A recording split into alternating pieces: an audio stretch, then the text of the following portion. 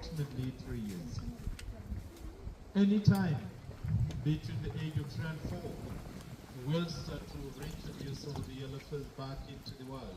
Strangers are not just invited anyhowly in a herd of wild elephants. And that is why our keepers have to stay with them until the time they will be adopted. Once they all get adopted, then we can successfully say we've achieved our target.